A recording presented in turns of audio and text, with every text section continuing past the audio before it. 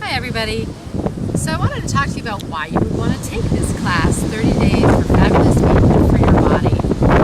So many people in our culture, or in any culture in the world, are really not that aware of their feet. We don't really have foot fitness, foot education. I know that if you have an issue, a lot of people go get orthotics or something of the like, but we don't really understand what this is doing and what our foot is supposed to do.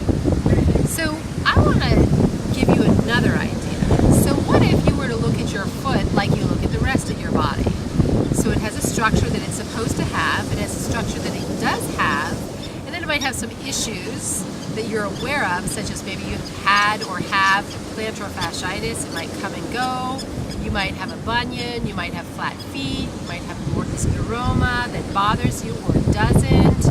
You might have high arches that are tight and painful. You might have a heel problem. You might have spurs. You might just experience tension in your feet. So usually all those things are things that bother us, that cause us to think about what we need to do with our feet. But there's a whole other reason to look at why you might want to focus on your feet. And I'll talk about that more in detail in the reflexology discussion. But in fact, the feet map the rest of the body, just like the hand actually does too, but it's a lot easier to see it on the feet. So the feet map the rest of the body in that there are parts of the foot that are related to other parts of the body. And in history, people have called them reflex points, in at least modern history. Then there's also the concept of reflex zones. There's 10 vertical zones of the body where everything in those zones are related to each other. And there's also the idea of fascia. So the fascia might have endings, some people propose, at the bottom of the foot that might feel like painful in that spot, and then it refers to another spot. There's many different discussions that are going on right now and have been for a while, but this is the first time really with Yamana's foot fitness, and then I'm pulling in a few other things, that people really talk about what the foot is supposed to do. For example, yoga has the four corners of the feet, but that's like a baby board book compared to the novel this kind of work is going to explore in your foot.